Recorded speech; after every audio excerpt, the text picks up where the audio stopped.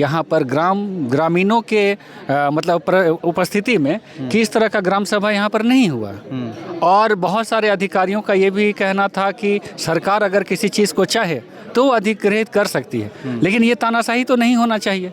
जिस तरीके से हम संविधान को समझ पा रहे हैं, लोगों की सहमति भी अनिवार्य है। जी, मुझे लग रहा है कि संवैधानिक दृष्टिकोण से ये सही बात नहीं है। तो यहाँ के तमाम पदाधिकारियों को जो भी झारखंड में आते हैं उनको विशेष प्रशिक्षण की ज़रूरत है कि वो संविधान में जो 5th शेड्यूल है या फिर CNT SPT और विल्किंसन रूल, ये सारी चीज़ें जो प्रावधान है उनकी समझ उनकी होनी चाहिए।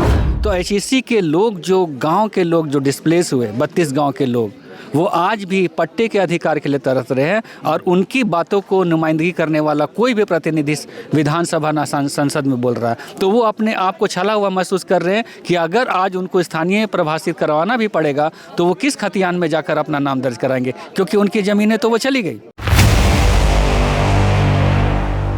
झारखंड की राजधानी में स्मार्ट सिटी बनाया जा रहा था, मंत्रियों और विधायकों के लिए आवास बनाया जा रहा था।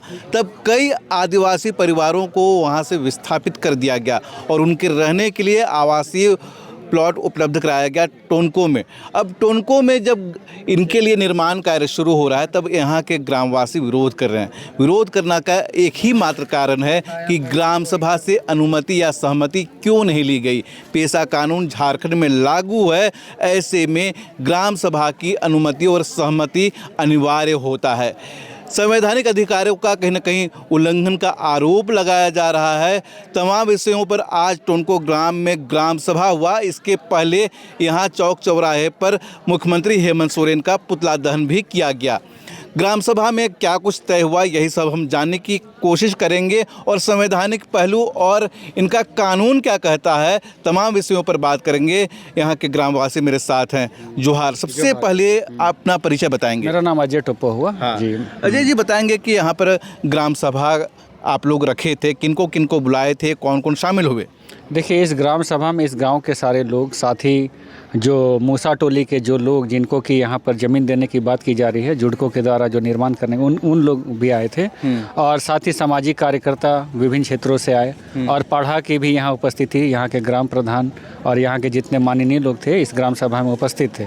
और यहाँ बात यह है कि कोई भी आदिवासी समाज या फिर मूलवासी समाज के लोग डेवलपमेंट के विरोधी नहीं हैं। बात ऐसा है कि उनको ऐसा लगता है कि कहीं उनके कानूनों के जो संरक्षण उनको मिला है उसमें छेद करके कहीं जो विगत वर्षों से होता आया, जैसे कि हम HEC के मामले में हम देख रहे हैं, या फिर आप बोकारो स्टील प्लांट का ही मामला ले लीजिए, टाटा का मामला ले लीजिए, तमाम जगह जहां लोग विस्थापित हुए, जो उनको अधिकारी मिलने चाहिए तो वो अधिकार आज तक उनको नहीं मिले। उसकी लड़ाई आज भी वो लड़ रहे हैं। तो इस तरह का एक संशय था कि जो यहाँ पर जो संवैधानिक बातें होनी चाहिए, जिस तरीके से यहाँ पे ग्राम सभा के अधिकार की बातें होती हैं, बिना ग्राम सभा को मतलब ये बात का अवगत कराए और तमाम तरह की चीज़ों को की जा रही थी। तो इसको लेकर संशय था कि कहीं उनके साथ गलत ना हो जाए, और इसी को लेकर आज बैठक हुई थी। और सरकार की तरफ से जो यहाँ के CI हैं, यहाँ के जो थाना प्रभारी है, कर्मचारी हैं, उनकी तरफ से ये प्रतिनिधित्व हुआ। तो उनको इस बात से अवगत कराई गई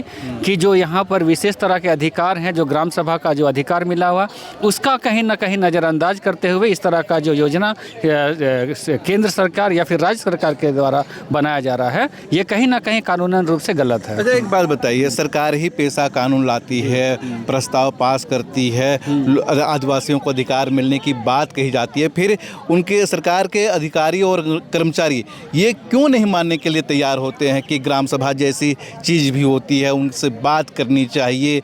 क्या लगा आज बात करने से? देखिए, बात ऐसा है कि जो झारखंड के लोग हैं ये सीधे साधे लोग हैं और उनका शिक्षा का भी स्तर को आप अगर देखिएगा तो उस तरीके से शिक्षित नहीं हो पाए हैं कि अपने अधिकारों की बात को कर सके। अगर आप 2011 की जनगणना की ही बात लेंगे तो आप देखेंगे कि आदिवासी मूलवासी लोग काफ़ी अभी पिछड़े हुए शिक्षा में। और आज जो जल जंगल ज़मीन के मालिक जिनको कहा जाता है नेताओं के द्वारा, आज दिहाड़ी मजदूरी करने के लिए मजबूर है, गरीबी का दंश वो झेल रहा है, पलायन का वो दंश झेल रहा है। तो उनके लिए नीति इस राज्य में नहीं बनती या केंद्र सरकार के द्वारा द्वारा नहीं बनाई जाती, जिसका आज भी हमें मलाल है कि आज़ादी के 75 वर्ष के बाद भी आज भी आदिवासी मूलवासी समाज के लोग जो मूलभूत सुविधाएं हैं उसको न तो देख रहे हैं कि उनको वो सुविधा मिले, लेकिन वो आज तक नहीं मिल रही है। ना ही अच्छा शिक्षा है, ना ही अच्छा रोजगार है, ना ही उनकी भाषा संस्कृति की यहाँ पे मान मर्यादा है, ना ही विस्थापन नीति के द्वारा उनको जो अधिकार मिलना चाहिए था वो अधिकार उनको मिली है।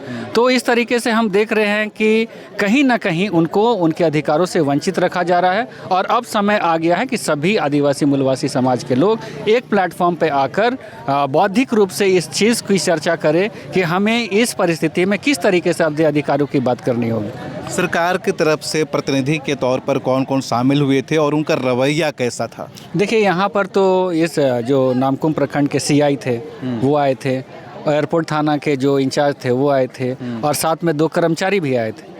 तो उन लोगों के द्वारा शुरू में जिस प्रकार बताया जा रहा था कि ग्राम सभा किया गया है, उन लोगों के द्वारा ये स्पष्ट किया गया यहाँ पर ग्रामीणों के मतलब उपस्थिति में कि इस तरह का ग्राम सभा यहाँ पर नहीं हुआ। और बहुत सारे अधिकारियों का ये भी कहना था कि सरकार अगर किसी चीज़ को चाहे तो वो अधिकृत कर सकती है, लेकिन ये तानाशाही तो नहीं होना चाहिए। जिस तरीके से हम संविधान को समझ पा रहे हैं, लोगों की सहमति भी अनिवार्य है। तो जब सहमति हुई ही नहीं, जब यहाँ के लोगों ने अपने विकास के किस तरीके से ले जाना, जिस तरीके से हम देखते हैं कि पंचायती राज व्यवस्था की स्थापना भारतवर्ष में हुई, तो वो इसलिए हुआ था कि गाँव के लोग अपने हिसाब से किस तरीके से विकास करना उसका योजना बना सके। लेकिन आज यहाँ पर यह बताया जा रहा है कि सरकार चाहे तो ग्रामीणों की जमीन को किसी भी स्थिति में अधिकृत कर सकती है। तो ये कहीं ना कहीं मुझे लग रहा है कि संवैधानिक दृष्टिकोण से सही बात नहीं है। पेशा कानून किस लिए? जी, मुझे लग रहा है कि संवैधानिक दृष्टिकोण से ये सही बात नहीं है। तो यहाँ के तमाम पदाधिकारियों को जो भी झारखंड में आते हैं उनको विशेष प्रशिक्षण की ज़रूरत है कि वो संविधान में जो 5th शेड्यूल है या फिर CNT SPT और विल्किंसन रूल, ये सारी चीज़ें जो प्रावधान है उनकी समझ उनकी होनी चाहिए। वैसे पदाधिकारियों को झारखंड के विभिन्न प्रखंडों अंचलों में पदस्थापित करने की ज़रूरत है। आज टोनको गांव में जिस विषय वस्तु को लेकर आप लोगों ने बैठक की, ग्राम सभा की, यहाँ के सरकार के प्रतिनिधि भी शामिल हुए, तो किन बातों पर सहमति बनती दिख रही है? देखिए, यहाँ के लोगों ने कभी भी इस बात से इनकार नहीं किया कि वो मूसा टोली के जो डिस्प्लेस लोग हैं उनको वो ज़मीन नहीं देंगे। कोई शर्त भी रखी गई है? शर्त भी नहीं रखी, उनको ये चीज़ अंधेरे में रखा गया कि ज़मीन किसको दी जा रही है। और उनको ये डर है कि पूर्व के भांति जब कभी भी उन्होंने ज़मीन देने का काम किया है, कहीं ना कहीं उनके साथ बहुत अन्याय हुआ है। और आज आप HEC का ही मामले को देखेंगे जिसके डिस्प्लेसमेंट की बात हो रही है, उनको यहाँ पर पुनर्वासन करने की बात हो रही है। तो HEC के लोग, जो गांव के लोग जो डिस्प्लेस हुए, 32 गांव के लोग, वो आज भी पट्टे के अधिकार के लिए तरस रहे हैं। और उनकी बातों को नुमाइंदगी करने वाला कोई भी प्रतिनिधि विधानसभा ना संसद में बोल रहा है, तो वो अपने आप को छला हुआ महसूस कर रहे हैं कि अगर आज उनको स्थानीय प्रभाषित करवाना भी पड़ेगा तो वो किस खतियान में जाकर अपना नाम दर्ज कराएंगे, क्योंकि उनकी ज़मीनें तो वो चली गई है ना, और उनका जो मालिकाना अधिकार था वो भी नहीं मिला। और उनके एवज में उनसे पैसा भी उस समय लिया गया और उसके बाद भी उनको मालिकाना हक 10 डिसमिल ज़मीन का भी नहीं मिला। तो कहीं ना कहीं अपने आप को छले हुए महसूस कर रहे हैं। आप क्या मानते हैं इस पूरे बैठक के बाद कि जो ग्राम सभा में जो शामिल होने वाले जो आप लोग गांव के लोग हैं, इनको जागरूक होने की ज़रूरत है, साथ ही साथ जो सरकारी कर्मी हैं उनको भी प्रशिक्षण की ज़रूरत है ताकि पेशा कानून को वो जान सकें?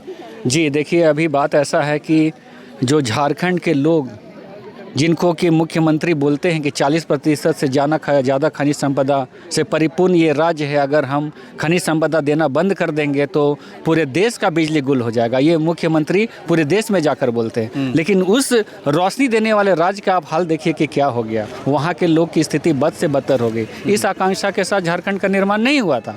उनका मानना था कि झारखंड जब बनेगा तो उनको पूर्ण अधिकार मिलेगा। तो तमाम दलें जो यहाँ पर सत्ताधारी दल रही, सत्ता जिनके हाथों में रही, सभी से एक सवाल आज तो जनता को करनी चाहिए कि जो अधिकार की बातें उनकी होनी चाहिए। आज देखिए कि किस तरीके से आदिवासी मूलवासियों की ज़मीन या तो सरकारी योजनाओं के लिए अधिग्रहित किया जा रहा है या तो पूंजीपतियों को देने के लिए लिया जा रहा है। तो कहीं ना कहीं डेवलपमेंट का मॉडल जिस तरीके से झारखंड राज्य में खड़ा किया जा रहा है, लग रहा है कि ग्रामीणों के डेवलपमेंट के लिए नहीं, ये पूंजीपतियों के डेवलपमेंट के लिए विकास का मॉडल झारखंड राज्य में बनाया जा रहा है। और GDP को नहीं बताया जा रहा है कि झारखंड विकास कर रहा है।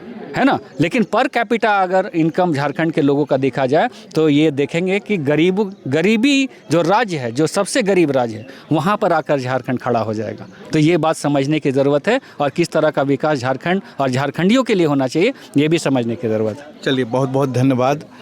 हम बात कर रहे थे अजय जी से और टुनको में आज ग्राम सभा हुआ है और इसमें काफ़ी महत्वपूर्ण निर्णय भी लिए गए हैं। तमाम विषयों पर आप क्या समझते हैं? पेशा कानून जो लागू किया है पूरी झारखंड में, क्या यहाँ के गांव वालों को उसका अधिकार मिल रहा है? क्या सरकार के जो अधिकारी हैं और कर्मचारी हैं मनमानी करने पर आमदा हैं? तमाम विषयों पे अपने कमेंट ज़रूर बताइएगा। जोहार।